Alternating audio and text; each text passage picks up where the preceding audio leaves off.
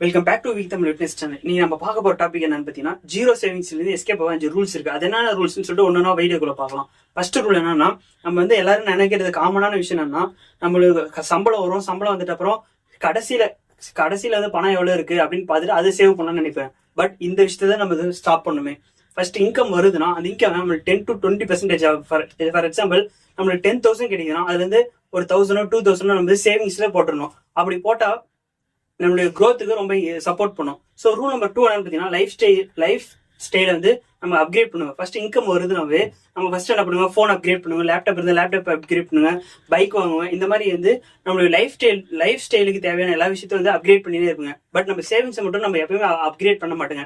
First எவ்வளவு savings இருக்கு, for example நமக்கு 50,000 வருதுன்னா நம்மளுடைய சேவிங்ஸ் இதுக்கு முன்னாடி வந்து 1,000 இல்ல 2,000 இருக்கும். பட் நம்ம 15,000 வந்து சேவிங்ஸ் வந்து இன்க்ரீஸ் பண்ணோம். அப்படி இன்க்ரீஸ் பண்ணவே நம்ம க்ரோத்துக்கு மிகப்பெரிய ஒரு விஷயமா இருக்கும்.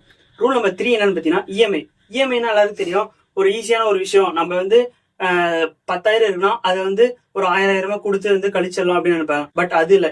இஎம்ஐக்கு நாம வச்ச ஒரு விஷயம் என்னன்னா, எனிமி ஆஃப் த சேவிங்ஸ் வந்து ஒரு எனிமியா பாக்குறது தான் அந்த இஎம்ஐ. ஃபார் எக்ஸாம்பிள் நம்மளுக்கு தேவையோ இல்லை ஒரு டிவி ஆகட்டும், ஒரு பைக்கா இருக்கட்டும், அதை வந்து நம்ம வந்து இஎம்ஐ கிடைக்குதுன்னு சொல்லிட்டு வாங்கிடுவோம். பட் அது நம்ம மந்த் வந்து அது இஎம்ஐ கொடுத்து எதுக்காக கொடுக்குற மாதிரி யோசிப்போம். ஸோ இஎம்ஐ வந்து நம்ம கட் பண்ணவே சேவிங்ஸ் வந்து அதிகமாக இன்க்ரீஸ் பண்ணலாம்.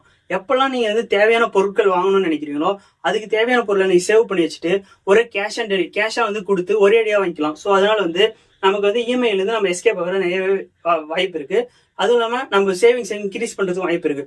ரூல் நம்பர் 4 என்னன்னு பாத்தீங்கன்னா, ஃபார் எக்ஸாம்பிள் நம்ம வந்து ஒரு எமர்ஜென்சி ஃபண்ட் வந்து சேவ் பண்ணி வைக்கிறதுனால நம்ம ஃபியூச்சருக்கு வந்து நிறையவே வந்து யூஸ்ஃபுல்லா இருக்கும். நம்ம திடீர்னு ஒரு ஹாஸ்பிட்டல் இல்ல வேற ஏதாவது ஒரு ஜாப்லெஸ் இந்த மாதிரி விஷயங்கள் வந்து நடக்கும்போது வந்து நம்ம சேவ் பண்ண மணி வந்து நம்மள ஹெல்ப் பண்ணும். ஸோ இந்த மாதிரி டைம்ல வந்து நம்ம சேவிங்ஸ் வந்து ரொம்பவே ஹெல்ப் பண்ணும். ஃபோர்த் என்னன்னா, இன்கமே வராம எப்படி சேவ் பண்ணலாம்னு சொல்லிட்டு நீங்க யோசிப்பீங்க. அதுக்கு நிறையவே வழி இருக்கு. ஃபார் எக்ஸாம்பிள் யூடியூப் இருக்கு, சைடு இன்கம் வேற ஏதாவது உங்களுக்கு தெரிஞ்ச விஷயங்களை வச்சு நீங்க மணியை வந்து மேக் பண்ணி சேவ் பண்ணி வச்சிடலாம். இந்த மாதிரி விஷயங்கள் பயன்படுத்துறதுனால வந்து நம்ம மந்த் எண்ட் ஆன உடனே நம்மளுக்கு வந்து சேவிங்ஸ் வந்து ஒரு அளவு இருக்கும்.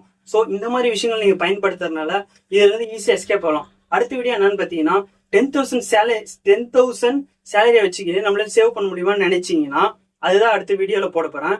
அது முடியுமா முடியாதுன்னு சொல்லிட்டு இந்த வீடியோட கமெண்ட் பாக்ஸ்ல கமெண்ட் பண்ணுங்க, நான் பின் பண்ணி வைக்கிறேன்.